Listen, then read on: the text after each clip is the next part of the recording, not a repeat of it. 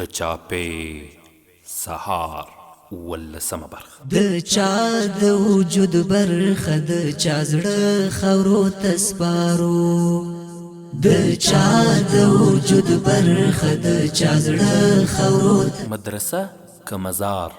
مدرسه د اصحاب سپله تاریخ څخه سرچینه اخلي. د شخصیت او شخصیت جوړونې بنسټ دی.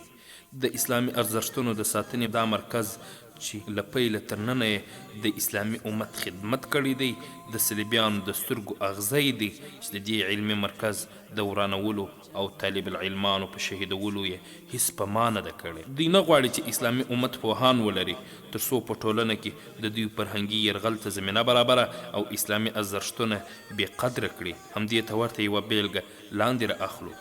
شهادت د الله تعالی هغه تحفه ده چې خپل محبوب بندگان ورباندې نازوي.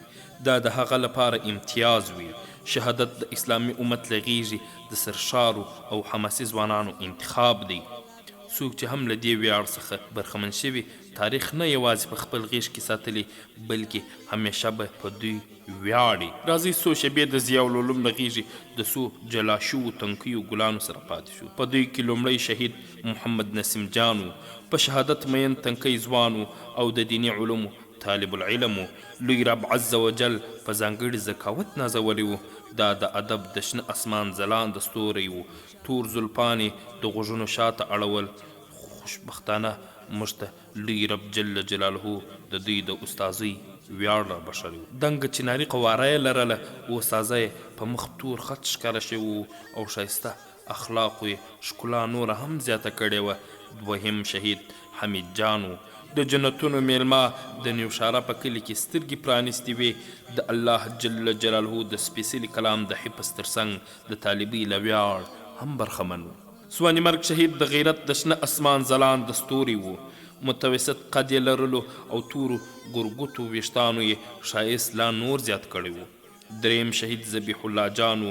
د مرګي میلمه د غوزیبي د کلي د ډاکټر امان الله په کور کې فاني دنیاګۍ ته سترګې غړولې وې. د اخلاقو د شنه اسمان ځلانده ستوري و. لوی رب عز وجل په حسینه ځوانۍ نازولی و. په حیا او ادب یې د استادانو په زړونو کې ځای خپل کړی و. غنم رنګ ځوان و. دنګ چناري قواره یې لرله.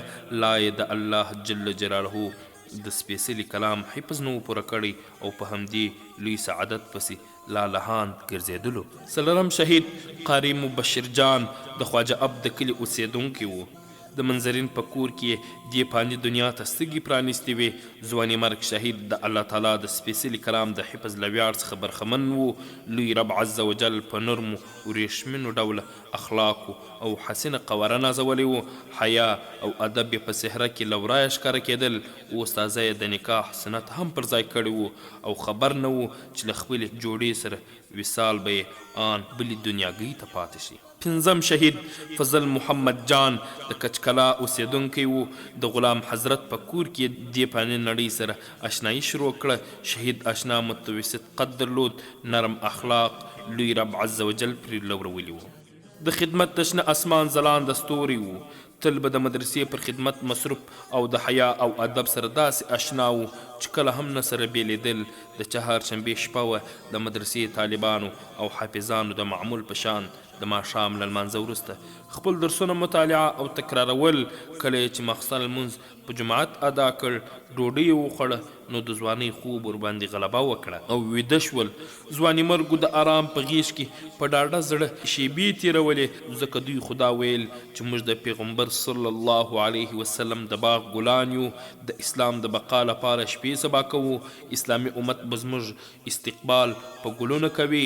خو خبر نه و چې د اسلامي امت کرایه شوي غلامان به یې غوښې په بارودو او اورونو سوځوي. 11 بجې کېدونکې وې. یو ناڅاپه د ډبډبونو چونګ قهرجن اواز د مدرسې شیشې ولړزولې. ځواني مرګان راپورته شول. سم د لاسه یې نازنین سپین لاسونه پر سترګو راتېر کړل تر څو د خوب د مرګ څخه د ژوند لور ته وګرځي. په سپینو لاسونو یې تور زلفان د غوږونو شاته واړول. خو په حقیقت کې دا هر څه مهربان رب عز وجل ته د ورتلو په تکل و. یو څوک د دوست لیدو ته ځي د ښکلا او ادب څیره خپلوي. د ځواني مرګانو سملاسي ښکلا په حقیقت کې مهربان رب ته د ورتلو پر تکل وه. کله چې رابهر شول، له پاسه پرې وحشیانو بمبار وکړ او ټول یو ځای شهیدان شول. انا لله و انا الیه راجعون. د چا د وجود برخه د چا زړه خاورو ته وحشي ځواکونو د دغو پاکو او بې ګناه انسانانو جابرانه شهادت بسنه ونه کړه، بلکې سم د لاسه یې مدرسه د دوی معنوي مور په داسې حال شهیده کړه چې د الله تعالی سپېڅلی کلام هم ورسره شهید سو. اوس د قاري جان وینې او د قرآن پاڼې یو ځای د مدرسې په انګړ کې له خاورو سره ګډې وډې، او موږ هم چې کله د دوی شهادتونه لیدل هغه د یرموک ورځ راته یادېدله. لوی رب عز وجل دې د دوی شهادتونه په خپل دربار کې قبول کړي. غربیانو او تالیسټ غلامانو یې په دغه ډول کړنو خپله توره وحشي څېره ښکاره کړه. دا او دې ته ورته وحشتونه د مسلمه امت راتلونکو نسلونو ته ځانګړی پیغام لري.